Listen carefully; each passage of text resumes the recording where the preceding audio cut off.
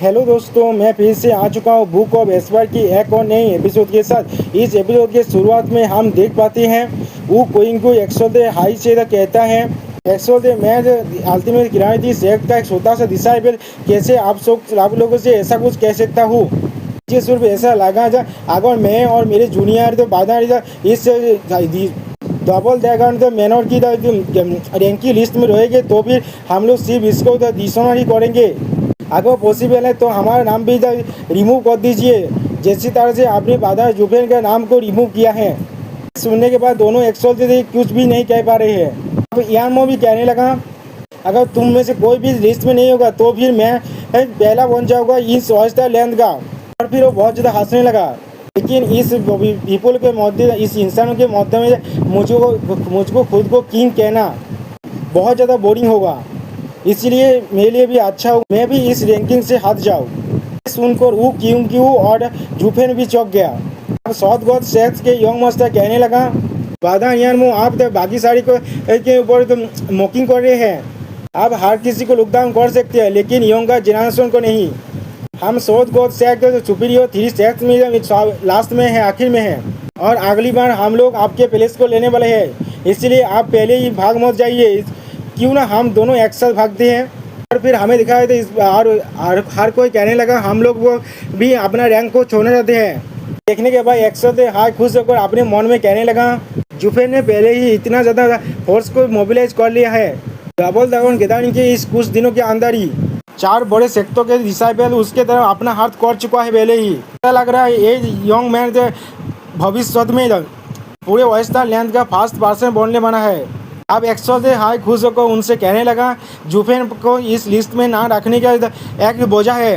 इसका पहला बोझा है जो डबल ड्रैगन गैदरिंग का रूल रियल मैचों के ऊपर जिसके अंदर तुम्हारे स्किल का मूल्यांकन किया जाता है।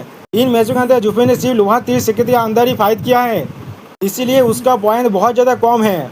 आपको इसका आउटस्टैंडिंग डिस्प्ले था हमारे लास्ट 3 बैटल में हम लोग को दिखा है इसका असली पावर। इसके वजह से हम लोग अपना रूल को ब्रेक करके इस रूल रैंकिंग में रख सकते थे, लेकिन उसको मिस्टिकल हेवन सकता थे। और एक लड़की पूछने लगा लेकिन क्या। एक्सो से हाई फीस से कहने लगा लैंड के 10 डिसाइबल को हम लोग डिसाइड करते हैं, लेकिन जुफेन पहले ही हमारे सारे एवोल्यूशन के पार कर चुका है। इसका मतलब हम लोग उसके स्ट्रेंथ को अप्रेज नहीं कर सकते। सिर्फ उसका लास्ट ट्राई की इसने उसका ओपोनेंट को इतना इंजर्ड कर दिया मेरे इंटरफेयर करने के बाद भी। कोई ऐसा भी कह सकता है मैं उससे हार चुका हूँ। ये सिर्फ एक केयरफुल होने का ही मेथड है। जुफेन कहने लगा एक्सेल थे तो मुझे एक्सा गेट कर रहे हैं। अब एक्सो से हाई जुफेन से कहने लगा ये अच्छा है, हम दोनों ही जानते हैं हमारा स्ट्रेंथ कितना है, लेकिन मेरे होते हुए भी तुमने किसी को इंजर कर दिया, ये बहुत ज़्यादा इनक्रेडिबल है, इसलिए हम लोगों के पास तुम्हें जांच करने का कोई भी हक नहीं है। अब एक्सो से भाई कहने लगा यूथ से जैसे तुम लोगों के पास तुम्हारे प्राइड और बिलीफ से ऐसे ही हम लोगों के पास भी है। जुफेन इस लिस्ट के अंदर नहीं आ पाया क्योंकि इसलिए नहीं ये जुफेन अनुभूति है इस लिस्ट के लायक लिस्ट के लिए, लेकिन जुफेन इस लिस्ट से बहुत ज़्यादा बियॉन्ड जा चुका है पहले ही। इसीलिए हम लोगों ने पहली बार डिसाइड किया है और एक रैंक को ऐड करने का इस लिस्ट में 0 द काउंटलेस किंग जुफेन। और फिर हम देख पाते हैं जुफेन को बहुत ज़्यादा खुश होते हुए। इसका मतलब कोई भी उसे कोई टाइटल तो नहीं दे सकता और कोई रियाद भी नहीं दे सकता, वो सिर्फ खुद को दे सकता है। और जुफेन को 2000 स्कैटर स्टोन मिलता है। सुनने के बाद हर कोई जुफेन को घिर कर कॉन्ग्रेचुलेशन कहने लगा।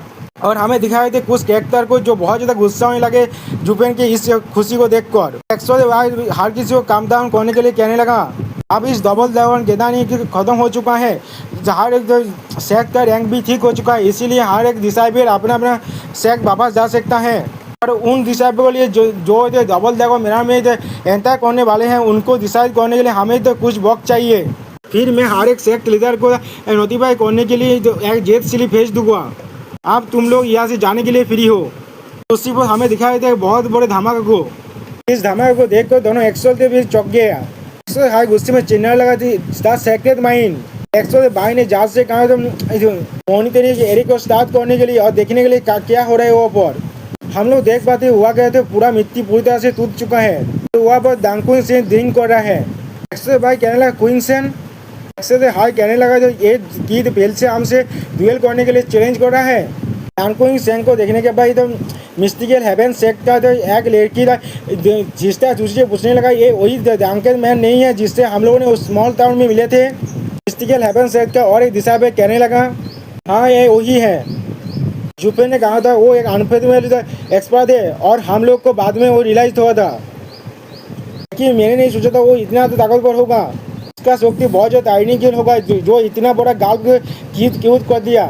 डांगकुई सेंग को देखकर जुफेन अपने मन में कहने लगा ऐसा लग रहा है उसने केव के अंदर गया था और सेक्रेट तो वेपन को नहीं ढूंढ पाया और सोच लिया है जो एक्सेल ने इसे मूव कर दिया है इसीलिए तो अपने रेंज पर इसने इतना ज़्यादा मेसी कॉज किया है एक्सेल को बाहर निकालने के लिए। तो दोनों साइड मिलने के बाद उन्हें मालूम चल गया आगे मैंने इस सेक्रेट वेपन को चुराया है।